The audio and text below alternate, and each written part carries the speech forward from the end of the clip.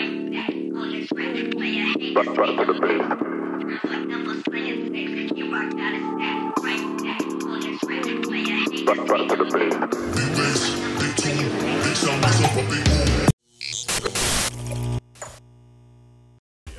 んにちは、学びオタクです。久しぶりのプラモ動画です。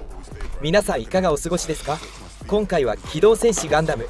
ジークアクスより軍系ザクを制作していきたいと思います。前回ジークアクスを全塗装で仕上げたのですが、思った以上に再生回数が回らず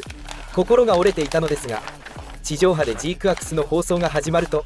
なんと再生回数が回り始めました。見てくれた皆様ありがとうございます。ということで引き続き機動戦士ガンダムジークアクスから軍系ザクの制作をしていきたいと思います。ジークアクスのキットはランナーを見ただけでわかるように HG とは思えないほどの精密なディテールが施されています。そのため今回は変に手を加えたり加工したりせず、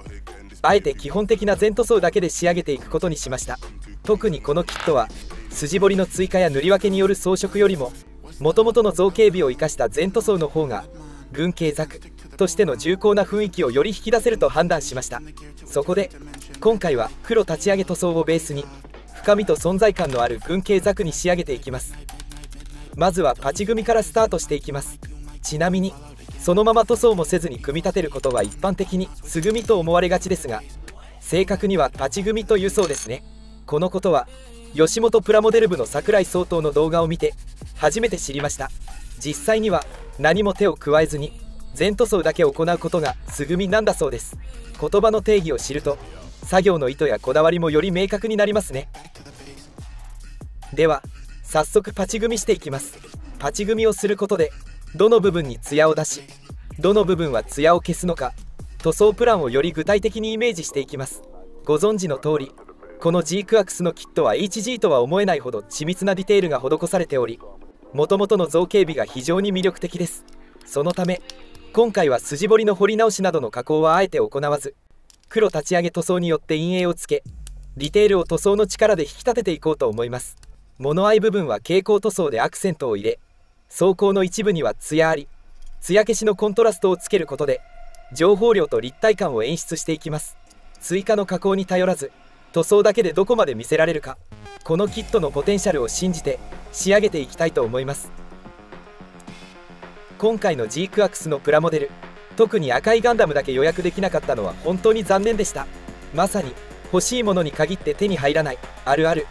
プラモファンとしては悔しい気持ちよくわかります。赤いガンダムだけじゃなく白いガンダムやセイラさんの軽キャノンも普通に店頭や通販で買えるようになってくれたら最高ですよね。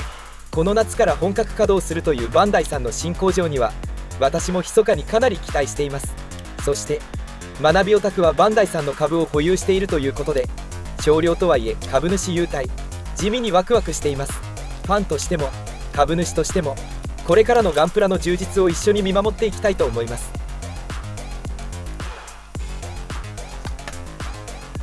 軍系ザクのパチ組み完成しました。公開当初のプロモーション動画で一瞬映った軍系ザク、あのインパクトは本物でしたね。実際のキットになってもあの重厚感、洗練されたフォルムはしっかり再現されていて本当にかっこいい機体だと思います。特に今回のキットはまるで RG 化したかのような細かいモールドが最初から入っているのが驚きです。復讐のレクイエムの流れを組んでいるような情報量の多さがたまりません。こうなると無理に筋彫り追加や彫り直しをせずとも黒立ち上げや光沢、艶消しの塗装だけで立体感や陰影がバッチリ表現できそうです。まさに素体の完成度が高いからこそ塗装が映える恒例ですね。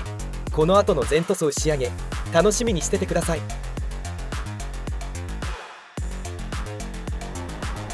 まずは黒立ち上げ塗装に向けて下地作りから入ります。使用するのはガイアノーツのエボブラック、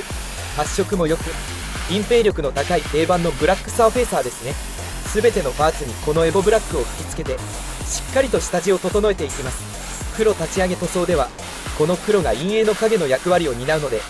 ムラがないよう丁寧に全体を覆っていくのがポイントです。特に凹凸モールドや段差のあるディテール部分にしっかり黒が入ることで後のカラーをのせた時にぐっと深みが増すので、ここは焦らず慎重に仕上げていきます。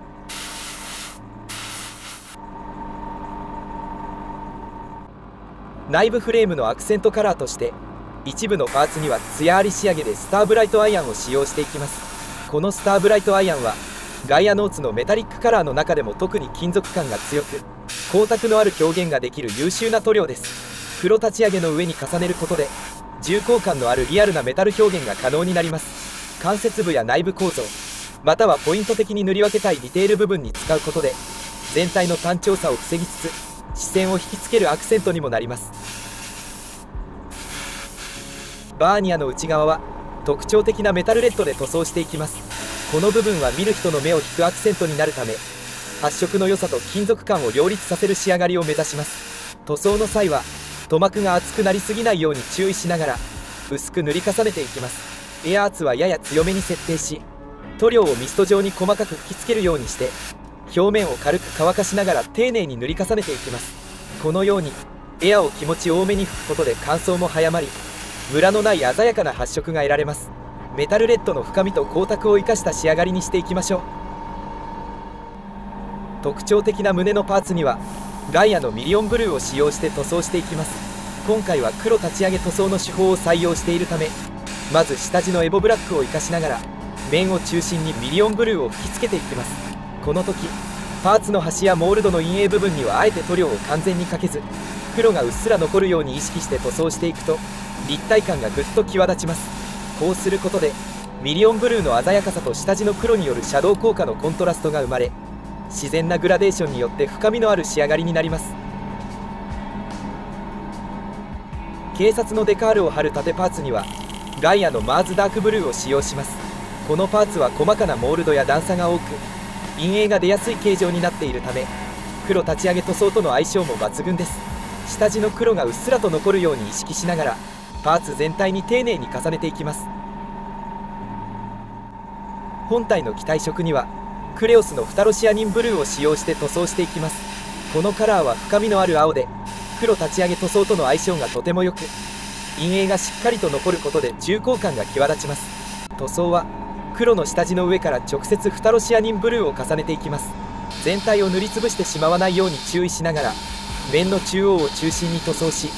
パネルの境目や影になる部分には下地の黒をほんのり残すように吹きつけることでより立体感のある仕上がりになります。次にキット付属のデカールを貼る予定の部分にだけ光沢クリアを塗装しておきます。このひと手間を入れておくことでデカールがしっかりと密着しやすくなりシルバリング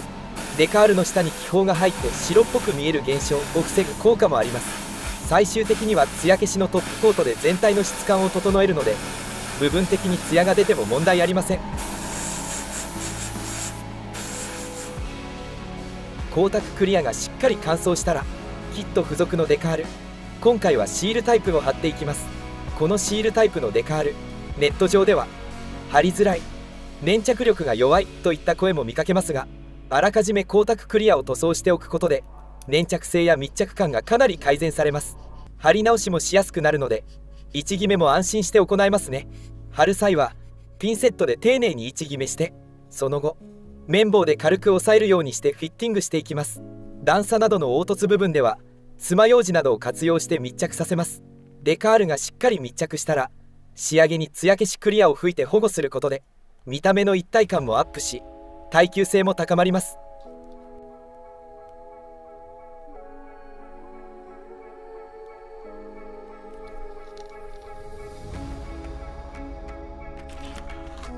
今回はモノアイを蛍光塗料で UV 発光させるためまずはモノアイ以外の部分をしっかりとマスキングテープで覆っていきます。蛍光塗料は発色が繊細なので余計な部分に塗料が回らないよう細部まで丁寧にマスキングすることがポイントです。今回は市販の円形マスキングテープを活用しました。またキットでは白いラインがシールで再現されていますが今回はそこも塗装で再現していく予定なのでライン部分も丁寧にマスキングしておきます。その後ガイアのアルティメットホワイトを使用し黒立ち上げの下地を生かしながら塗装していきます。下地の陰影を残すように塗りすぎないよう注意しながら薄く重ねていきました。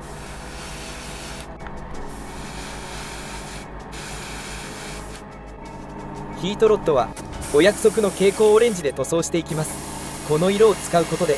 発熱武器らしい迫力や存在感がぐっと引き立ちますね。ザクの物合いを塗装していきます。今回は UV ライトで発光させるために蛍光塗料を使いますが、下地が黒のままだと色が沈んでしまって発色が非常に悪いです。なのでまずは筆塗りでピンクを下塗りしておきます。このひと手間で蛍光塗料の発色がぐっと良くなります。蛍光塗料にはガイアのエナメル系蛍光ピンクを使います。万が一塗料がはみ出してしまってもエナメルなら後から溶剤で拭き取れるので安心です。こうした細かい筆塗りの時に大事なのは手首をしっかり固定すること。私は左指を伸ばして右手首を固定してパーツに軽く当てることでブレないように意識しています。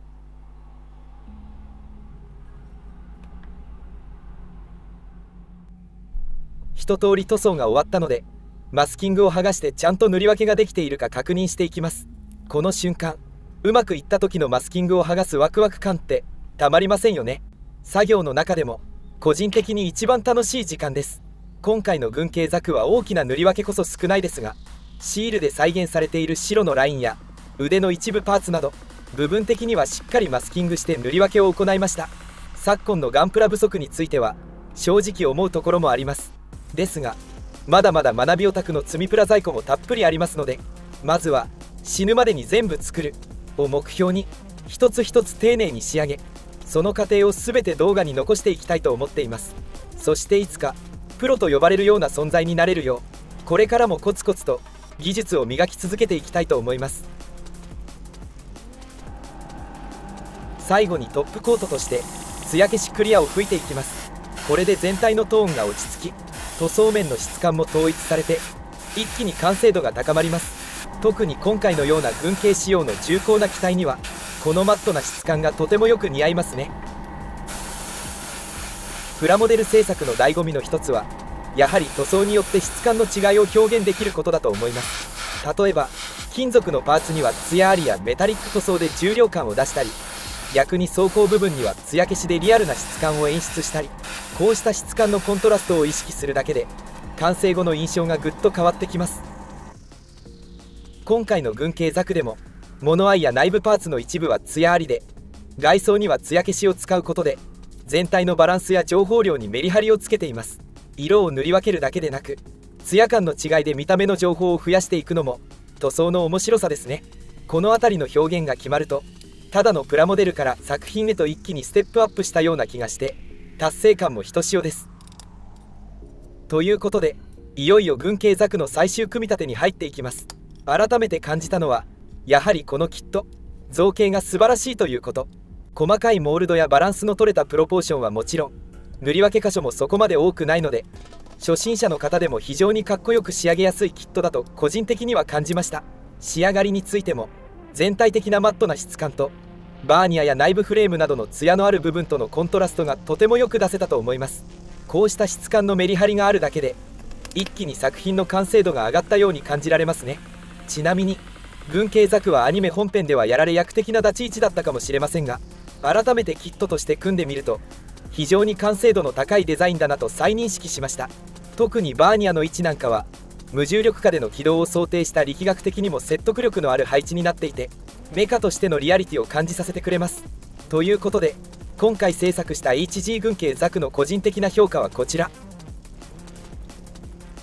基本的に今回は黒立ち上げ塗装を採用しているためあえて墨入れは行っておりません。黒の下地が自然な影を生み出してくれるので墨入れなしでも十分に情報量を感じられる仕上がりになったと思います。また可動域やパーツの保持力についても申し分なく組んでいてストレスを感じることもありませんでした。改めてバンダイさんの技術力の高さには感動させられます。軍系ザクについてはありがたいことに再販も比較的安定して出回っているようです。今回入手できなかったという方も焦らず根気よく待っていただければ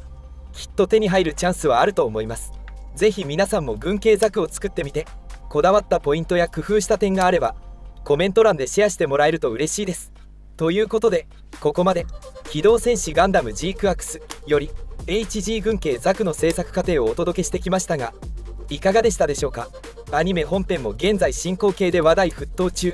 ネット上でもジークアクス関連の情報や考察が盛り上がっていて今後の展開も見逃せませんね。私自身もまだまだ発展途上のモデラーではありますが、これからもスキルアップを目指して試行錯誤と挑戦を繰り返しながら学び続けていきます。その成長の過程をこのチャンネルを通じて皆さんと共有しながら一緒に楽しめる場にしていけたら嬉しいです。今後もプラモデル制作の楽しさや技術、ノウハウを発信していきますので、もしよければチャンネル登録、高評価、ベルマークの通知設定もよろしくお願いします。それではモデラーの皆様、良いプラモデルライフをお過ごしください。最後までご視聴いただき本当にありがとうございました。